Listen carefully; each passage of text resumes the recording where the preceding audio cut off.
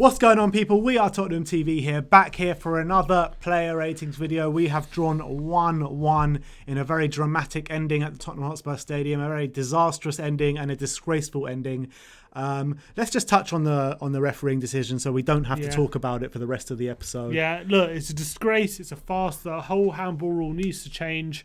I'm absolutely fuming about the rule, the implementation of it. Look, no one likes it. Even the manager of Newcastle doesn't like it. The Newcastle fans weren't even happy about scoring that goal, the ones we were speaking to anyway. So it's ruining the enjoyment of the game. It's a complete farce. I mean, like I've said many a time, consistency is just not there. I mean, I wouldn't mind too much if it was consistent calls every single week, but it's not. And on top of that, the ruling is just a disgrace. It's a disgrace. Yeah, but enough about that. We've talked about enough in other videos. So yeah, let's get on to the playing ratings. Let's start off with Hugo Lloris. We gave him a 6. Nothing really of note from Hugo Lloris. He hardly touched the ball the whole game. Except to pick the ball out of the back of the net. Apart from he got a hand to the penalty and couldn't keep it out. But apart from that, nothing really of note. Literally, they didn't have. That was their first shot on target. So they literally had nothing else. So I can't say anything about Lloris. Yeah, let's move on to Matt Doherty. We gave him a 7. I thought probably his best showing in a Spurs shirt so far. He was a lot better, I thought, in the first half than he was in the second half. You saw him getting up countless times on the first half.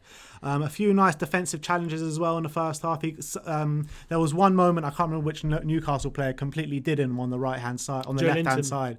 Yeah, on their left-hand side. So apart from that, I thought it was a good display for him. I thought he got forward quite well, and he was actually getting involved in the football moves really well. When he got into the final third, he was looking to pick people out. He was making passes.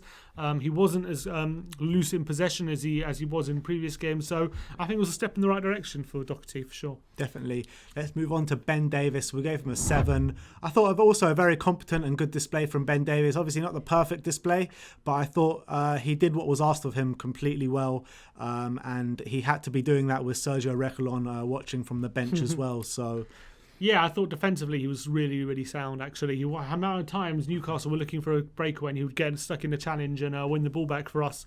Going forward, he could probably offer a bit more, but that's where we've got Reguilon coming in for. But defensively, I actually thought he was really sound and not many complaints. Yeah.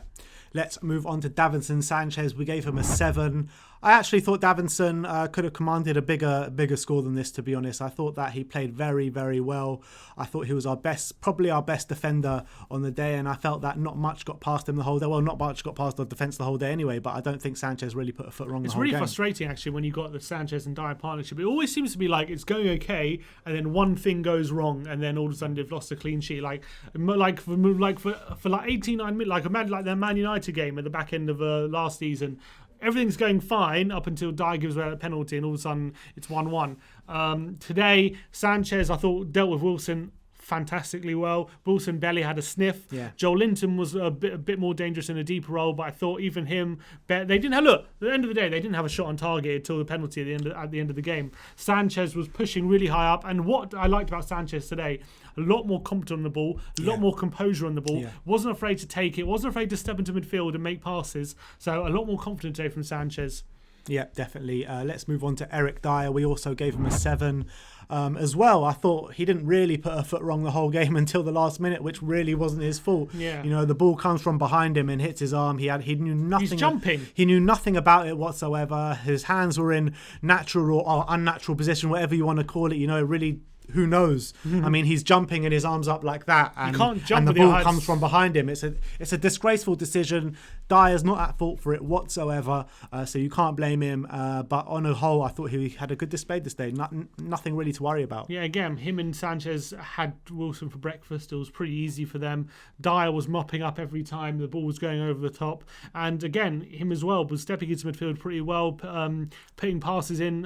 It was a big factor in the first half why we were so dominant. With two centre-backs stepping right up, not being afraid to leave space in behind and having that confidence to know anything over the top they were going to deal with it, and having the confidence to really suffocate Newcastle. So it was good first half. Second half, obviously, we dropped back a bit, which is a bit frustrating, but I think Dyer was pretty good overall. definitely. Let's move on to Pierre-Emile Hojbjerg. We gave him an 8.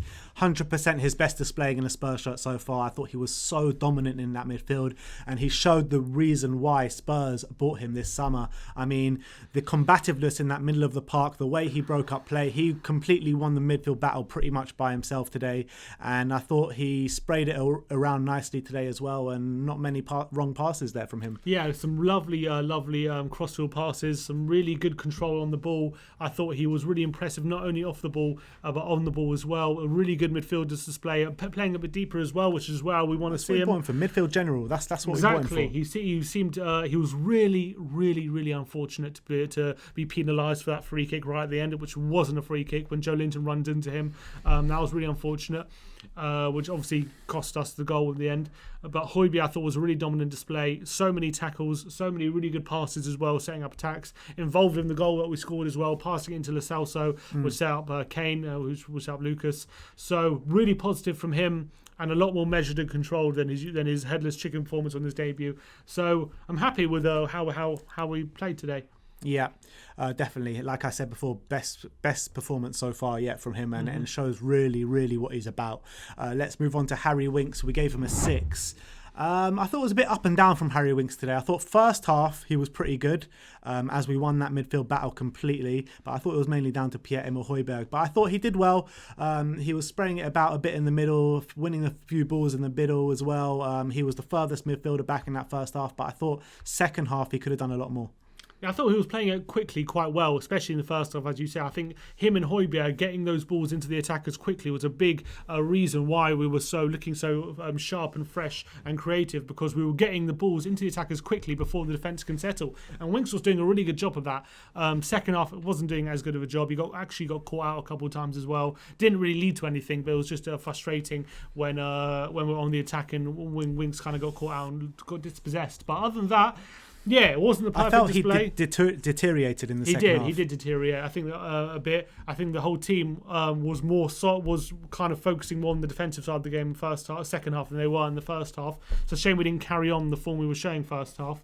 But at the end of the day, second half, you got to say, he did deteriorate, but we didn't concede much, did we? We didn't create as much, but in terms defensively, we didn't really look like conceding. That's the reason why we didn't create much, because first half we were passing it around so nicely, and that was mainly to do with Hojbjerg and Winks in the middle there. It was such crisp passing, and when that slows down in the second half, that's why we didn't create too much. Yeah, and we allowed Newcastle to gain more possession, more time on the ball, and that was frustrating. But yeah, Winks has got to do better over the whole 90 minutes. I thought first half was still pretty good. Yeah, he was.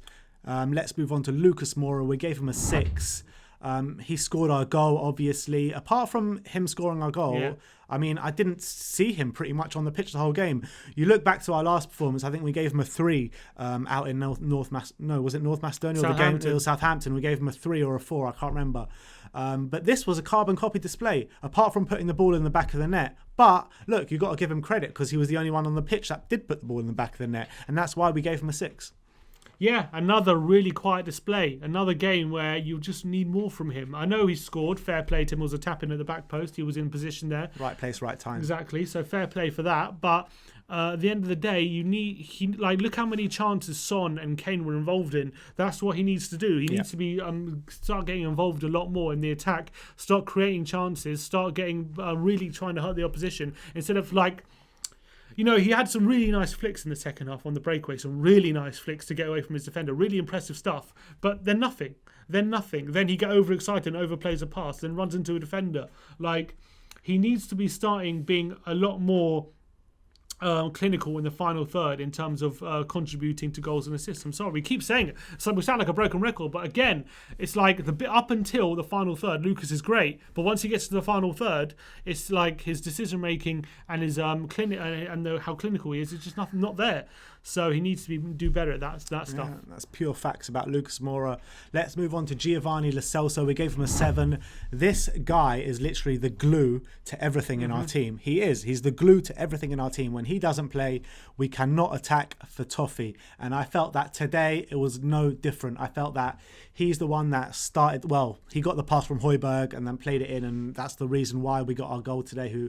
played it to Kane, and then he played it into Lucas Moura. But apart from that, every time he gets the ball, he looks for something to happen. He's so positive on the ball. Okay, I don't think it was his best performance today, but without him today, we wouldn't have been able to create as much as we did. He's an absolute touch of class, and he's really making that central attacking midfield spot his own for sure. You can see why Dele Alli can't get a look at it at the moment, because Lo Celso is just playing him off the park. That's the truth of the matter. Like, Dele might be able to contribute to more goals and assists, but Giovani Lo Celso contributes to the team, and that's a fact. That's a fact of the matter. If when you give the ball to Lo Celso, you're not scared like when you give the ball to Dele that he's going to lose it every second and bounce off him and run into blind alleys. Yeah. He knows what he has got a picture what he wants to do with the ball. He knows exactly who he's going to pass it to, what position to be in. So that's why he's in the team at the moment. The ball is like glued to his foot. I mean, he is a magician with the football at his feet, and I just can't wait to see him more and more this season, because I feel he's only going to get better and better 100%. And better. And yeah, as you said, it wasn't his best performance, but him in the first half was fantastic. Yep. Let's move on to Heung-min Son. We gave him a 7. Only played 45 minutes today. Went off with a hamstring injury at half time. Yeah. It's a disaster. But the 45 minutes he did play, I thought he was very, very good. He was a lot to do with everything that was going right with Tottenham in that first half. He hit the bar twice with great shots from outside the box. Probably could have had a goal today. I mean, should have had a goal today, but it wasn't his day in that front. But all in all, I thought it was a really good display. Yeah, he looks so much better when Kane's up front and he's on the left-hand side. I think he looks a lot more at home than when he's trying to play out front against a low-block team, as Jose would say. Really dangerous he was in that first half. A couple of cracking strikes. Really unlucky not to get on the score sheet. And it's going to be a big slog when he's out injured, apparently for a while. Hopefully we'll have to see how bad the tear is on his hamstring. We have to see if he's torn it, by the way, and if he has torn it, how bad it is. But Jose claims he's going to be out for a while. Hopefully that's him being overly pessimistic, because we all know last season whenever someone picked up an injury, they're out automatically for like 3-4 months. So maybe he's being overly pessimistic. We'll have to see tomorrow when the scan comes through, but it really isn't looking good for Son, and it's a big worry that he's injured. Hopefully Bell can come back as soon as possible, because Bergwijn, we'll get into in a minute, hasn't stepped up as much as we would like. Yeah. Let's move on to Harry Kane, the last of the starting 11. We gave him an 8. Carries on his absolutely sensational form this season. I know he didn't score. The Harry Kane giveaway died for the first time today on our live watch along. But look, Harry Kane, all action display. He was everywhere on that pitch today. He showed his Christian Eriksen fortes again. I know a lot of people on social media call him Christian Kane. The way he plays his passes into the box and creates is just insane. Yes, he should have had more than a couple of goals today. He missed chances. Darlow was his complete equal today. But apart from that, I thought it was a really, really good display from Harry Kane. It was just missing that goal. Yeah, if a goal would have made it a perfect display, and he probably felt very disappointed he didn't get a goal because Carl Darlow denied him a few times. There was one from the double save from the free kick, that lovely curler from 25 yards, tipped around the post, that header as well near the centre spot. Kane would probably be really disappointed he didn't score, but a great assist for the goal.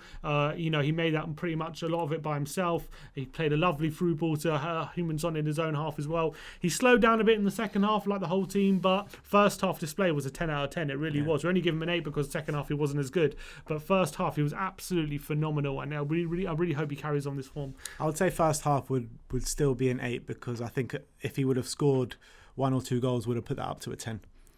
Maybe a 9 then. Yeah. I thought it was phenomenal first, absolutely phenomenal. All right, let's move on to the substitute. Steven Bergwijn come on at half time. We gave him a 5. Another disappointing display from Stevie this season, and I can't say it as clear as that. I mean, he saw quite a bit of the ball in that second half and just couldn't make anything happen. I mean, I think he lost the ball a lot of times. He got it. You just expect with Stevie, like when he came into Spurs, he hit the ground running with that goal against Man City. He grabbed games by the scruff of the neck, really, when he first came, grabbing the ball, beating a man. But he just can't seem to do that at the moment. And it seems to be like a carbon copy of each game Steven Bergwijn plays for us at the moment. And with Son injured now, he needs to step up big time. And he needs to start contributing positively in games. The most frustrating thing for me for Stevie today was that he came on with us 1-0 up, and he knows that, and we know that him on the break with Newcastle were bound to leave space in behind. They did leave space in behind, and we just did not capitalise on it whatsoever. Stevie he got involved, but he didn't create enough. He didn't get any shots off. He didn't attempt any assists. He was kind of just playing within himself, like in between the halfway line and the penalty area. Was kind of in between that area, never really hurting the opposition. So he'll be probably a bit disappointed with that. Obviously, we back him to turn it around, but the form at the moment is not great. But it's still very early on in the season, so hopefully he'll have this run of games now with Son out injured. Hopefully he can step up. Oh, he has to. I mean, there's no two ways about it. He has to. Let's move on to Tanguy Ndombele. We gave him an 8. Again, Tanguy Ndombele, what can I say? I mean, the guy is an absolute magician. Like I said for Lo Celso, this guy is also a magician. Might be even better, honestly. Even better. I mean, with the ball at his feet, there's no one that can match him. There is no one. Every time he got the ball, he completely fooled the Newcastle players. I think every single time he touched the ball was a work of art. It really was a work of art today. It's just a shame that nothing came of anything good that it was happening. And every time when he came on, I don't know how long he played, maybe 15 minutes, but he was absolutely sensational. How long was I calling for him to come on He for? was sensational. Every time he touched the ball, it looked like something was going to happen. We were going to create something. We actually nearly scored a few times because of his unbelievable movement. So some of his flicks to get past the Newcastle back line were absolutely majestic. They really were. And it's such a shame that all his good work got undone by a goal late on, and he didn't ultimately lead to a goal, because his cameo, honestly, was he was probably the best player on the pitch for those 15 minutes when he was on. Yep. Every time he passed the ball, I don't think he lost possession once. It was right to feet, crisp passing. Flicks were unbelievable. It's just a shame that nothing led to an actual goal. Yeah, 100%.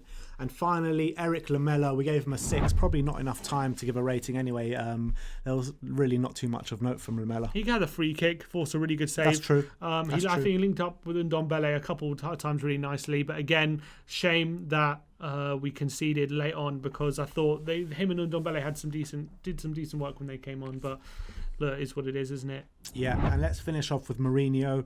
The way we set up the team was absolutely perfect, because, first half we were absolutely sensational. Everyone likes to dig into Mourinho for boring football, for sitting back football, for counter-attacking football. There was none of that today. We were on the front foot. We were looking positive. We created multiple chances. We could have been 3, 4, 5-0 up in that first half. Wasn't to be. You can't blame Mourinho for anything that happened today.